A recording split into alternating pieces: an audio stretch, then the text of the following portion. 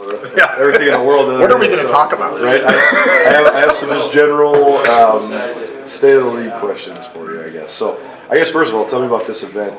Just being around these coaches all in one room for the first time as a big head coach. What's that been? Well, it's actually very comfortable, with the exception of maybe 2 or 3 of these guys. I've known them for a long time. I've coached in the West for so long as a high school coach, and then in a number of different programs as a college coach that.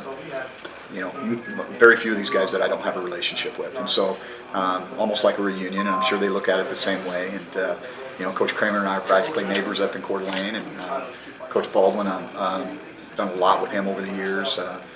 Shared ideas with his staff, whether it was at Boise State or Washington. And so Ron Gould, had a lot of respect for him, known him for a long, long time.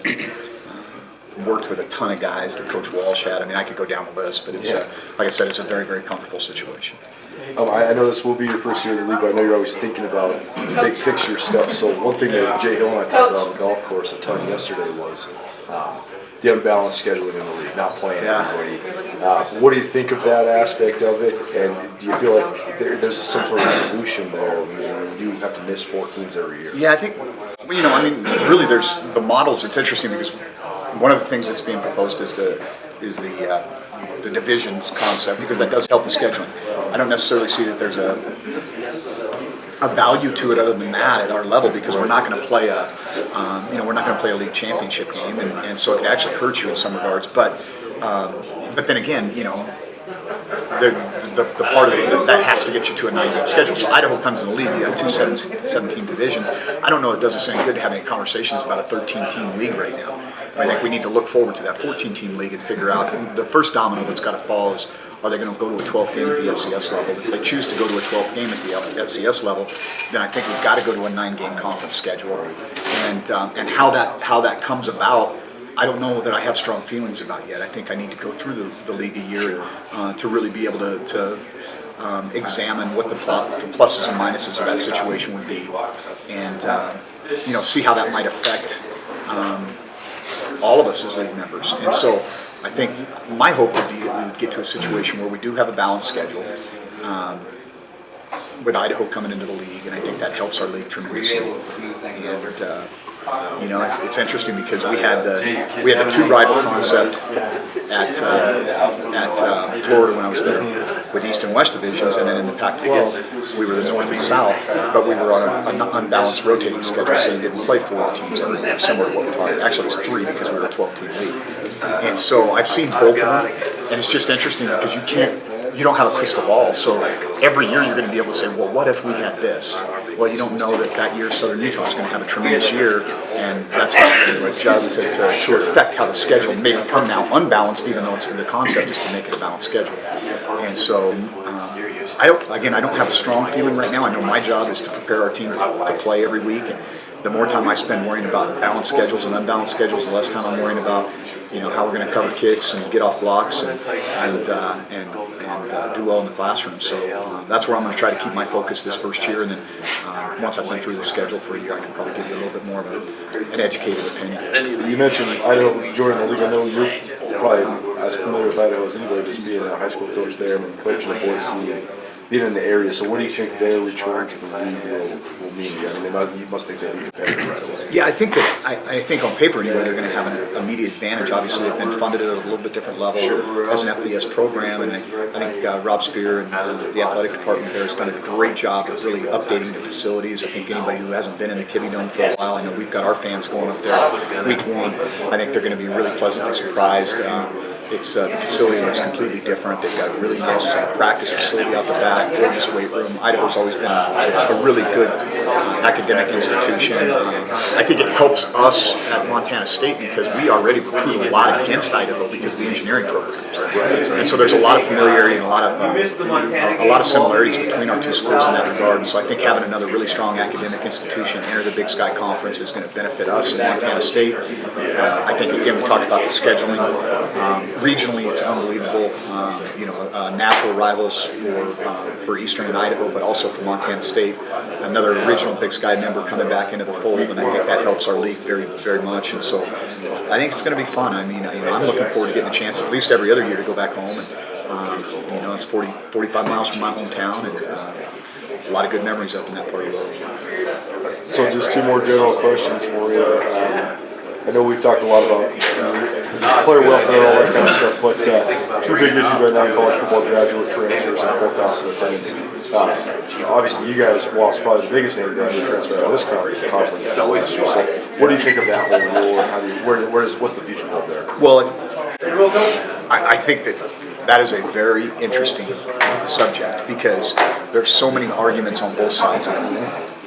Obviously from the institution side and the program side, you're like, hey, we've invested into this young man, we've developed this young man. What have you done? But I know it's out there, and I know that at Power 5 schools right now, there's people that are looking for, okay, who are the All-Americans at the FCS level? And they're putting their lists together, and they're going to be able to contact those kids and get word out. I don't know that that's a good thing for college football. By the same token, I'm a big believer in student athletes' rights. And it's very difficult for me to sit in front of a young man like Dakota and say, well, you gave your 4 years to this institution, you did a great job representing us, and you got your degree, and now, oh, by the way, no, we're not going to allow you to go pursue something that you may want to pursue. And so I see both sides of this. I don't know that there's an easy solution. I think there's got to be there's a lot of conversation about how can you adjust the APR on a graduate transfer to put a little teeth into it, so it's not just that young man that's going to school there for one semester, finishing his last opportunity to play football and move on, that there needs to be some legitimacy to them actually pursuing a graduate degree. But I think it's something that's going to continue to evolve. I think a lot of people would like to see it go away. I really don't believe it's going to go away.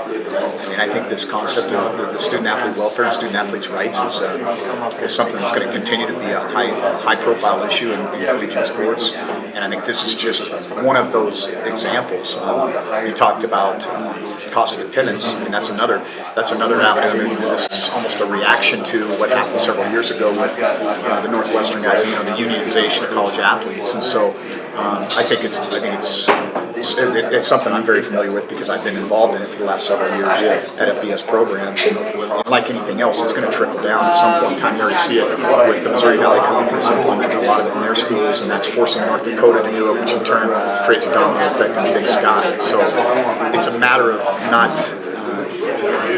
how, not when rather, but how, because it's going to come. And so we've got to just be really, I think, forward thinking in terms of how we can do this. It doesn't have to be a check. I mean, there's other ways that we can provide cost of attendance to these young men and young ladies. I mean, because it's going to be a program, it's implemented program wide throughout the athletic department. So, I've certainly got my opinions and my ideas about how we can do that. And I look forward to sitting down with Leon and saying, here's what I think we can do. And I think we've already tried to implement some of those things in our program without, really changing anything that we're doing. I mean, there's resources within our community that can help us provide a little bit more because now we can feed these kids unlimited. The ridiculousness of what happened in Montana several years ago where they get in a pinch over and providing bagels and cans. I mean, that's just not right. We don't do enough for these kids at this level anyway. If anybody at the NCAA wants to go walk through the University of Washington's fueling station and then come to our place or come to Southern Utah's or anybody else at the FCS level and say, well, why don't these young men deserve the same opportunity these young men do? And if we can provide it for them, we need to. And that's going to be the challenge: is how do you balance what you really want to do with what's realistic for you financially. Do you feel North Dakota only team that provides full cost of attendance, but they also have a different recruiting landscape than almost anywhere else? Yeah. But is that an advantage on the recruiting trail if you can offer that? There's no question. We've lost a number of players to. I mean, you look at. We spoke about the University of Idaho. I think that that's a program that offers it right now because they're at the FBS level, and they continue to choose to do that as they work their way back into the Big Sky. And so that's going to be something that's going to change our landscape too, because there's certain young men that you sit at home and that $3,000 a year, that can be the tipping point. If everything else is about equal, they're like, well, that's going to put me over the edge. And so it's definitely an advantage in recruiting. But again, I think that you've got to be able to point to the other things that you're doing within the program outside of just writing a check that provide the experience. And so that's kind of what we're trying to do. And as I sit down with Leon and we formulate our plan for how this is going to look for Montana State moving forward. I think that we'll have some answers, and I think we just got to be really proactive. New commissioner, impressions of her the first time? Yeah, I didn't spend a lot of time with her. Obviously, got to hear her addresses and those kind of things, and I look forward to working with her. I think she's got really good energy, and I think she's going to provide. I think it's Doug was, I don't know how long, 15 plus years, 20 years that Doug Fullerton was the commissioner. So I think it's it's going to be a great time for us to look maybe into some options in terms of scheduling. I'd love to see us look to engage maybe the Southland and the Missouri Valley and some crossover scheduling with the Big Sky. I think that'd be really something powerful for our league. Being a little bit more aggressive in terms of marketing the Big Sky to make sure that we don't end up in a situation where where North Dakota was certainly a deserving team last year as a playoff contender, didn't get the opportunity to compete, and I think that she'll do a really good job of representing our league. Last question for you. Just pulled up the polls on my phone. You guys are voted 8th by the media, tied for 7th in the coaches. What are your thoughts on the preseason predictions? Yeah, I think that's probably about where I would put us. We're very much an unknown, and I think that we've got a lot of things to prove to ourselves through the next 29 practice opportunities we have starting in August. I would be probably more nervous if they had us in the top 2 or 3. I think you just got to focus on the process, work really hard to do your job. I think that when you look at the strength of this league, I think there's 6 preseason ranked teams. We play 5 of them, and so it's a tough schedule. It's a very competitive league. You've got to play well on the road if you're going to have any chance, because what do they say, 63% of the road teams, I thought it was higher than that, or the home teams rather win in this conference. And so you're going to, that's what I see is that you got to win the games you're supposed to win. You got to win at home. You got to hold court, and then you've got to be able to play well enough on the road to steal a couple of wins. Week in and week out, for as long as I've ever picked up the paper on Sunday morning and looked at box scores in the Big Sky, there's always somebody that sneaks up and, how did that happen? I remember last year seeing Weber beat Montana in Montana. I thought, so those are the types of wins that can propel you into that 7-8 win category and get you into the playoff conversation. And so it's going to be an interesting year. It's a transitional year, obviously, in a lot of ways. We've got to find out who we are, build our identity as the season progresses. And my hope is that when you see us play September 1st and then you see us play again on November 19th, we're a completely different looking outfit. And you're thinking, okay, those guys might be the most improved team in the Big Sky. And that's what my goal is for our team, is to improve week in and week out.